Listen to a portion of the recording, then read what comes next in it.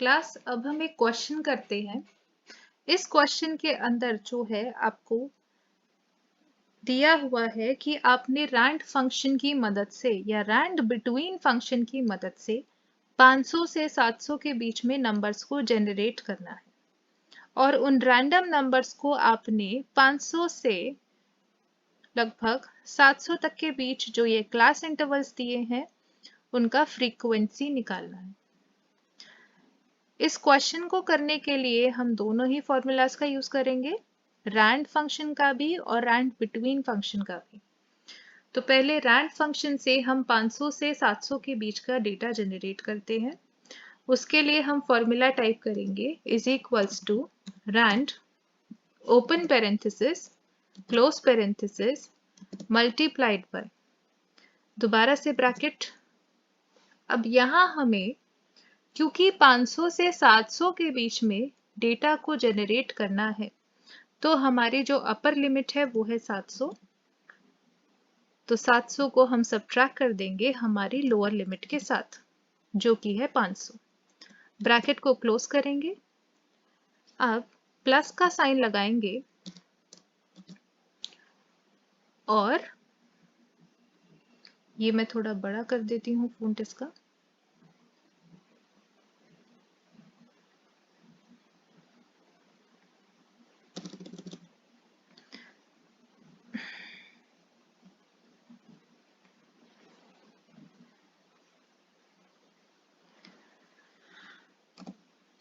इसको 500 से ऐड कर देंगे। ठीक है, एक बार हम दोबारा इसे करके देखते हैं।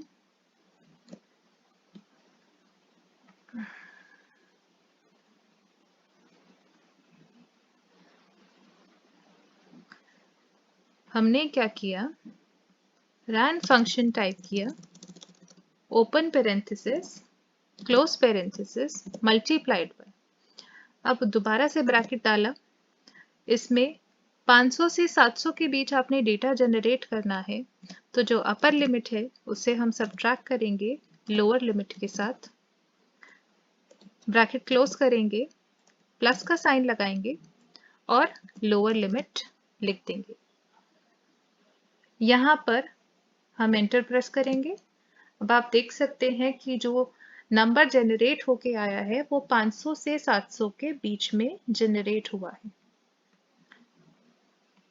जितने डेसिमल प्लेसेस चाहिए आप उतने डेसिमल प्लेसेस रखें। उसके बाद में आप अपने नंबर को जो है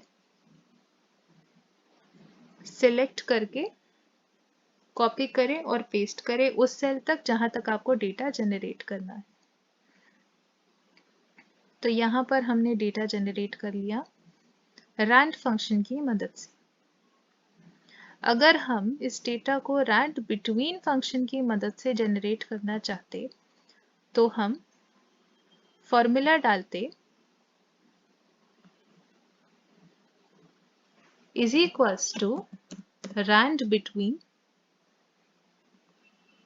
उसके बाद जो हमारी लोअर लिमिट है उसे चूज करते, ब्रैकेट कॉमा लगाते, उसके बाद में अपर लिमिट चूज करते, ब्रैकेट क्लोज करते, एंटर प्रेस करते। यहाँ पर हमें जो नंबर जनरेट हुआ है वो 500 से 700 के बीच में है। अब इसको हम ड्रैग कर देते वहां तक जहां तक हमें डेटा चाहिए ताकि ये डेटा कॉपी पेस्ट हो सके। अब हमारे पास जो डेटा है वो 500 से 700 के बीच में जनरेट हुआ है।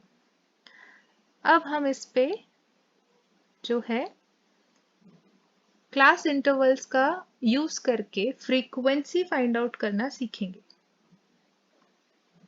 तो बेसिकली जो क्वेश्चन हम यहाँ करने वाले हैं वो फ्रीक्वेंसी का क्वेश्चन है।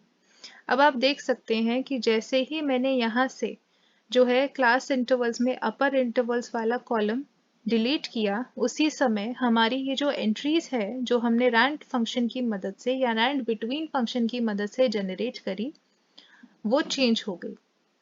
अब क्योंकि हम इस क्वेश्चन को परफॉर्म करने वाले हैं तो जाहिर सी बात है कि हम चाहते हैं कि हमारा ये जो डेटा जो हमने जनरेट किया है हर बार एक्सेल शीट पे एंटर दबाने पर चेंज ना हो। हम जितनी भी बार एक्सेल शीट पे एंटर प्रेस करेंगे, क्योंकि हमने ये रैंडम नंबर्स जनरेट किए हैं, तो ये जो डेटा है हमारा, जितनी भी बार हम एंटर प्रेस करेंगे उतनी भी बार चेंज होगा। अगर हम इस पर कोई कैलकुलेशंस परफॉर्म कर रहे हैं तो जाहिर सी बात है कि हम इस डेटा को चेंज नहीं होने देना चाहते।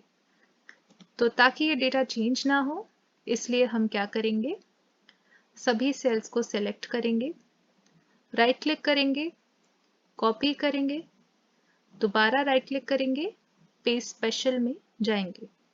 पेस्ट स्पेशल में जाने के बाद वैल्यू सिलेक्ट करेंगे, जो आपको पॉपअप आएगा उसमें से ओके प्रेस करेंगे।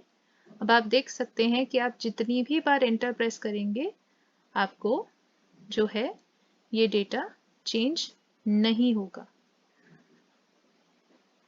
अब क्योंकि यहाँ पर कुछ क्लास इंटरवल्स लिखे हैं जिनके साथ में हमें इस रैंडम डेटा को जो है फंक्शन में सेलेक्ट कर कर फ्रीक्वेंसी कैलकुलेट करनी है। इस क्लास इंटरवल्स में से हमें जो अपर क्लास इंटरवल्स है उनको ही चूज करना है ताकि हम फ्रीक्वेंसी को कैलकुलेट कर सकें।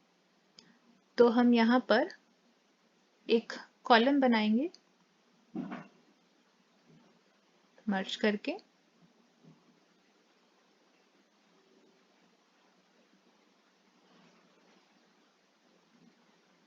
टाइटल डालेंगे अपर क्लास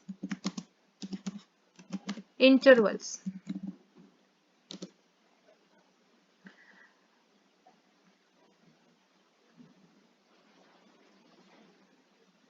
अब अपर क्लास इंटरवल्स को टाइप करेंगे 550, 600, 650 और 700। फ्रीक्वेंसी को कैलकुलेट करने के लिए हम फॉर्मूला का यूज करेंगे इज इक्वल्स टू फ्रीक्वेंसी। जैसे ही हम इस फॉर्मूला को सिलेक्ट करेंगे हमें सबसे पहला आर्गुमेंट आएगा डेटा एरे। डेटा एरे का मतलब है वो डेटा जो कि हमने यहाँ पर जेनरेट किया है, या वो डेटा जिसमें से हमें क्लास इंटरवल्स की मदद से जो है फ्रीक्वेंसी को कैलकुलेट करना है। तो यहाँ पर हमें डेटा को सिलेक्ट करना है। हमने अपना डेटा सिलेक्ट किया, उसके बाद इस डेटा को सिक्योर किया कॉमा लगा के। जैसे ही हम कॉमा लगाएंगे जो रनिंग लाइंस थी वो अब सिक्योर हो गई है यानी फिक्स हो गई है। उसके बाद में आर्ग्यूमेंट में हमें ऑप्शन आ रहा है बिन्स एरे। बिन्स एरे का मतलब है कि अब हमें क्लास इंटरवल में से अपर क्लास इंटरवल्स को चूज करना है। यहाँ पर जो क्लास इंटरवल्स मेंशन्ड है वो कंबाइंड सेल में मेंशन्ड है, यानी कि अगर हम इन्हें सेलेक्ट करते हैं तो हमारा 500 से 700 तक का पूरा डेटा सिलेक्ट हो जाएगा, जिसमें आप फ्रीक्वेंसी को फाइंड आउट नहीं कर पाएंगे। इसीलिए हमें अलग से क्लास इंटरवल्स में अपर क्लास इंटरवल्स को चूज करके उनके जो है कॉलम को क्रिएट करना है। ये जो अपर क्लास इंटरवल का हमने अलग से कॉलम बनाया है, अब हम इसे सिलेक्ट करेंगे और उसके बाद में ब्रैकेट को क्लोज करके एंटर प्रेस कर देंगे। जैसे ही हम एंटर प्रेस करेंगे आप देख सकते हैं यहाँ पर आपको फ्रीक्वेंसी जनरेट होके आ गई है। इसका मतलब ये है कि ये जो डेटा है जो हमने रैंडमली जनरेट किया है उसमें 500 से 550 के बीच में लगभग 23 नंबर है, 550 से 600 के बीच 27 नंबर, 600 से 650 के बीच 19 नंबर और 650 से 700 के बीच लगभग 31 नंबर है। जहां पर आपका कोई क्लास इंटरवल नहीं है वहां पर आप देख सकते हैं फ्रीक्वेंसी भी 0 है। तो इस तरीके से हम rand function, rand between function और फ्रीक्वेंसी का यूज करेंगे।